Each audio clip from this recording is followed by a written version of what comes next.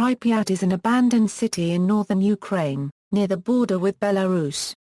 Named after the nearby Pripyat River, Pripyat was founded on February 4, 1970, the ninth nuclear city in the Soviet Union, for the Chernobyl Nuclear Power Plant. It was officially proclaimed a city in 1979, and had grown to a population of 49,360 before being evacuated a few days after the 26 April 1986 Chernobyl disaster. Though Pripyat is located within the administrative district of Ivankiv Rayon, the abandoned city now has a special status within the larger Kiev Oblast, being administered directly from Kiev. Pripyat is also supervised by Ukraine's Ministry of Emergencies, which manages activities for the entire Chernobyl exclusion zone. Background: access to Pripyat, unlike cities of military importance, was not restricted before the disaster, as nuclear power stations were seen by the Soviet Union as safer than other types of power plants. Nuclear power stations were presented as being an achievement of Soviet engineering, where nuclear power was harnessed for peaceful projects. The slogan "Peaceful Atom" was popular during those times. The original plan had been to build the plant only 25 km from Kiev, but the Ukrainian Academy of Sciences, among other bodies, expressed concern about it being too close to the city. As a result, the power station and Pripyat were built at their current locations, about 100 km from Kiev. After the disaster, the city of Pripyat was evacuated in 2 days. Development: along with its prime goal as being home to nuclear power plant's employees, Pripyat had been viewed as a major railroad and river cargo port in northern Ukraine. The urban nomenclature was quite typical for the time. There were traditional ideological names on the city maps such as Lenin Avenue, International Friendship Street, Heroes of Stalingrad Street, etc. There also were some street names that had local bearings, for example, Embankment Street, Builders Avenue, and Enthusiasts Avenue. Leyukrenka Street has cultural implications. It bears the name of one of the greatest poets of Ukraine. The standard Soviet theme was also included in the naming scheme. Igor Kurchatov Street was named after the father of the Soviet atomic bomb.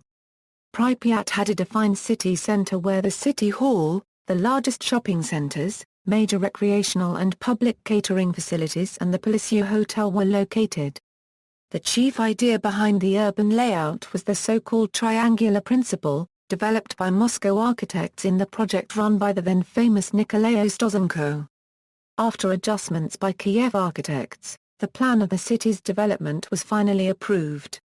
At the time, this triangular one-of-a-kind layout was unique, though by the time the building of Pripyat started it had been implemented in dozens of Soviet cities and the novelty soon wore off.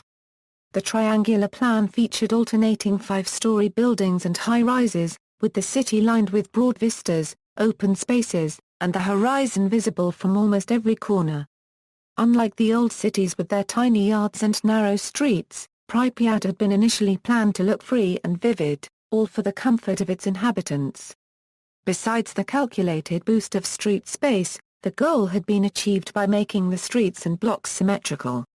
Taken together, these solutions were intended to immunize Pripyat from such scourges of modern times as traffic jams. Infrastructure and statistics. The following statistics are from January 1, 1986. Population, 49,400 before the disaster. The average age was about 26 years old. Total living space was 658,700 am2, 13,414 apartments in 160 apartment blocks, 18 halls of residence accommodating up to 7,621 single males or females, and 8 halls of residence for married or de facto couples. Education, 15 primary schools for about 5,000 children, 5 secondary schools, 1 professional school. Healthcare, 1 hospital that could accommodate up to 410 patients, and 3 clinics. Trade, 25 stores and malls. 27 cafes, cafeterias and restaurants could serve up to 5,535 customers simultaneously. 10 warehouses could hold 4,430 tons of goods. Culture, 3 facilities, a culture palace, a cinema and a school of arts, with 8 different societies. Sports, 10 gyms, 3 indoor swimming pools, 10 shooting galleries, 2 stadia. Recreation, 1 park, 35 playgrounds, 18,136 trees, 249,247 shrubs, 33,000 rose plants. Industry, 4 factories with total annual turnover of 477 million rubles.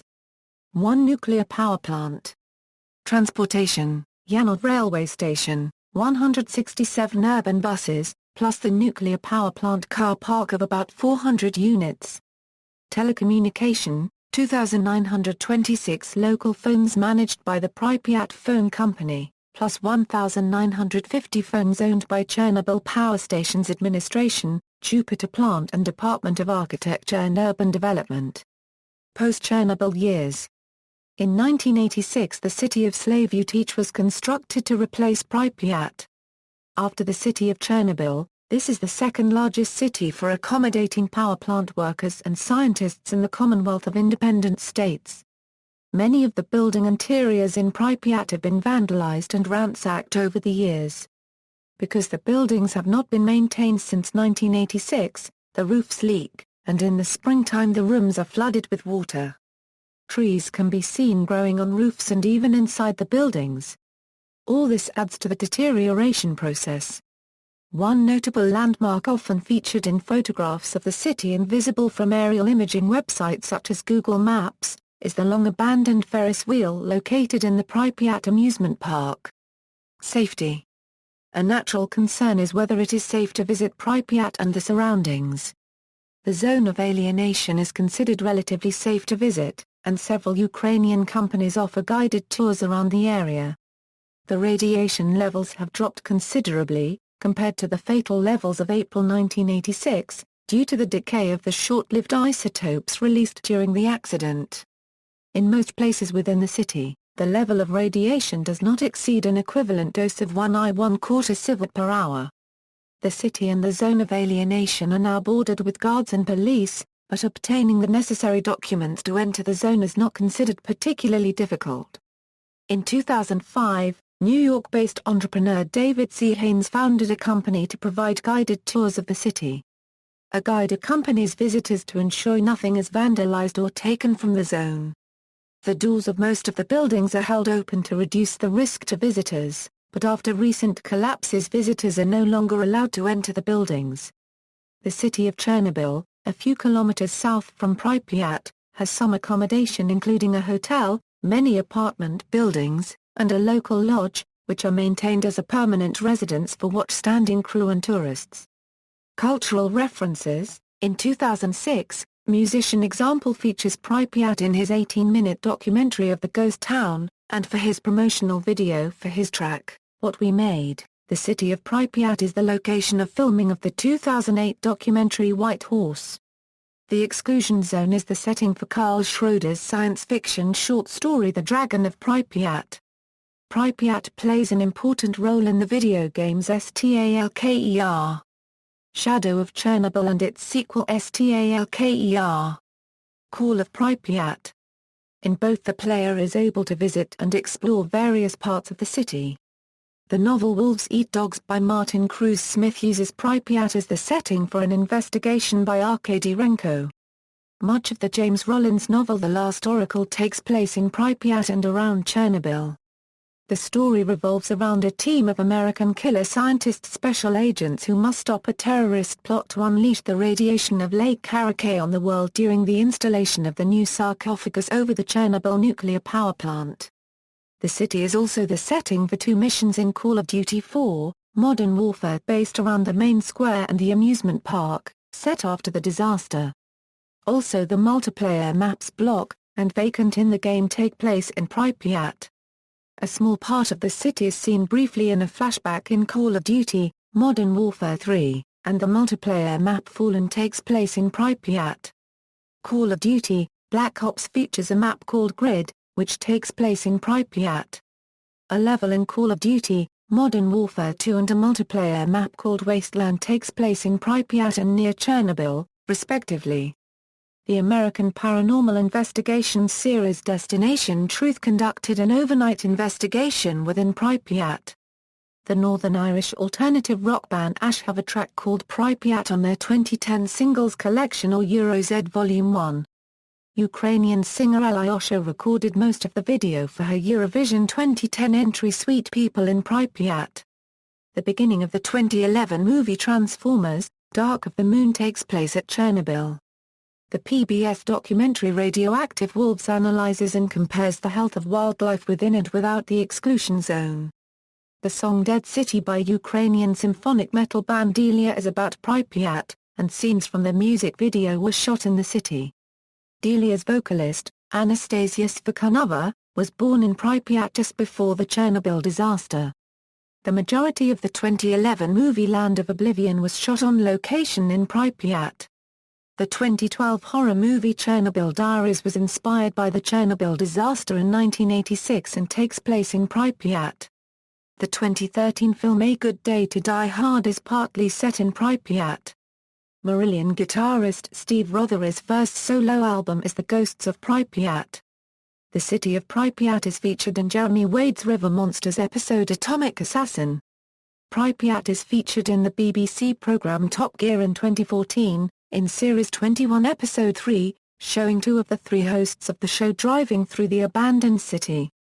German pianist and composer Horst Hecke features Pripyat on the second track of his album Abandoned Cities. Pripyat footage is featured in Pink Floyd's video Marooned, 20th Anniversary Edition. Pripyat is featured in the History Channel documentary called Life After People. See also, Chernobyl Nuclear Power Plant Exclusion Zone, Elena Filatova, Alexander Sirota, references.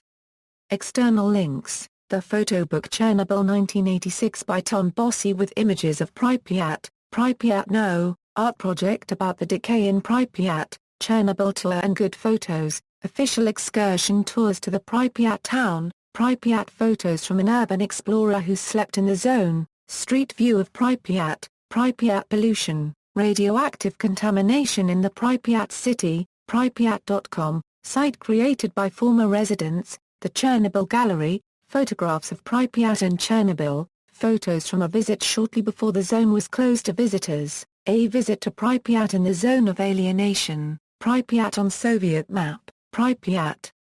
Ghost City Chronicles, the Chernobyl poems of the former inhabitant of Pripyat Lyubov Sirota, are Pripyat a Euro YouTube channel with some films about Pripyat before Chernobyl catastrophe and to present time. Touring Chernobyl in 2010. A photo tour from 2010 including many photos from Pripyat, 25 years of satellite imagery over Chernobyl Pripyat map, Pripyat wall paintings,